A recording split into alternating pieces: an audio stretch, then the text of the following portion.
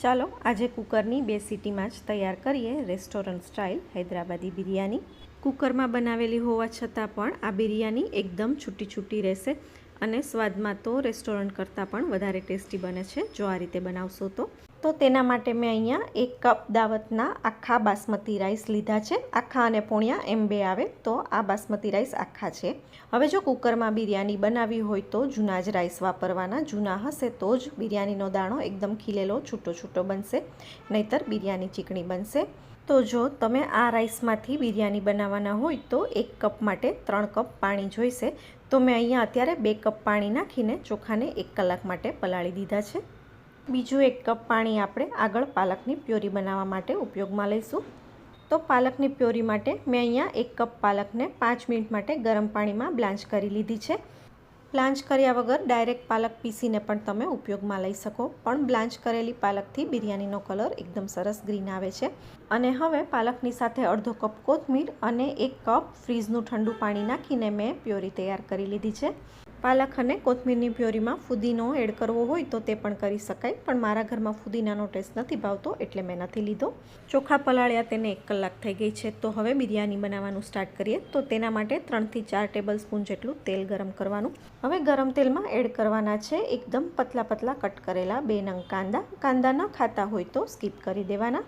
હવે કાંદાને અહીંયા એકદમ ડાર્ક બ્રાઉન થાય ત્યાં સુધી સાતળી લેવાના છે। દમ બિરયાનીમાં જે રીતે બેરિસ્તા બનાવવામાં આવે છે તે જ રીતે આપણે અહીંયા કાંદાને સાતળીને બનાવીશું। હવે 50 થી 60% જેવા કાંદા સતળાઈ જાય એટલે સાથે એડ કરી દેવાના છે પનીરના પીસ અને કાજુના ટુકડા। અને હવે કાજુ અને પનીર લાઇટ બ્રાઉન અને કાંદા એકદમ ડાર્ક બ્રાઉન થાય ત્યાં સુધી ત્રણેય વસ્તુને 5 થી 7 મિનિટ માટે સાતળી લેવાના। સતળાઈ જાય એટલે ત્રણેય વસ્તુને એક પ્લેટમાં કાઢી લઈએ થોડીવાર માટે। અને હવે ફરીથી કુકરમાં 2 ટેબલ સ્પૂન જેટલું તેલ, 1 ટેબલ સ્પૂન જેટલું બટર ગરમ થાય એટલે એડ કરી દઈએ સૂકા મસાલા અને આદુ મરચાં લસણની પેસ્ટ। બધી વસ્તુને ધીમા ગેસ પર અડધી મિનિટ સાતળી લીધા પછી હવે એડ કરવાના છે શાકભાજી। શાકભાજી તમે તમારી ચોઈસના કોઈ પણ લઈ શકો છો। બિરયાની બન્યા પછી પણ વેજીટેબલનો ક્રંચ એકદમ સરસ જળવાઈ રહે અને વેજીટેબલ એકદમ સરસ ચડી પણ જાય તેના માટે આ રીતે ધીમા ગેસ પર 5 થી 7 મિનિટ માટે સાતળી લેવાના। વેજીટેબલ સતળાઈ જાય એટલે એડ કરવાના છે બતાવેલા બધા મસાલા અને પલાળીને રાખેલા ચોખા। ચોખા પલાળવા માટે જે 2 કપ પાણી મેં નાખેલું હતું તે મેં અત્યારે સાઈડ પર કાઢી લીધું છે, તેને ફેંકવાનું નથી, આગળ તેનો જ ઉપયોગ આપણે કરીશું। હવે મસાલો અને ચોખા એડ કર્યા પછી તેને પણ એકદમ સ્લો ફ્લેમ પર અને એકદમ હળવા હાથે સાતળી લેવાનું છે જેથી ચોખા ભાંગી ન જાય। બહુ જો ફાસ્ટ મિક્સ કરશો તો ચોખાનો દાણો ભાંગી જશે। આ રીતે ચોખાને સાતળવાથી બિરયાની એકદમ છૂટી છૂટી બનશે અને ચોખાનો દાણો અંદરથી એકદમ સરસ ચડી પણ જશે। અને હવે લાસ્ટમાં એડ કરી દઈએ 1 ટેબલ સ્પૂન ઘી, દૂધમાં પલાળીને રાખેલું કેસર। કેસર નાખવાથી બિરયાની એકદમ ફ્લેવરફુલ બને છે। અને સાતળેલા કાંદા, કાજુ અને પનીરને એકદમ હળવા હાથે મિક્સ કરીને હવે એડ કરવાનું છે પાણી। 1 કપ ચોખાની સામે 3 કપ પાણી જોઈશે।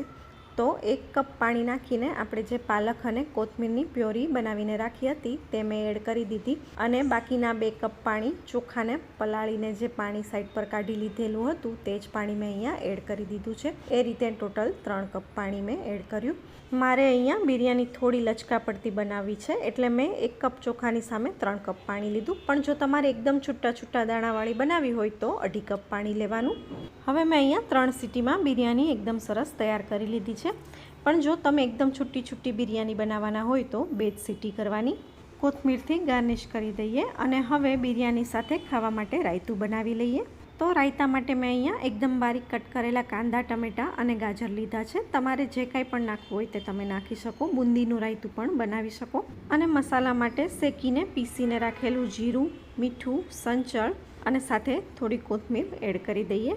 મિક્સ કરીને ફટાફટ સર્વ કરી દઈએ ગરમ ગરમ બિરયાની સાથે રાયતું અને સલાડ।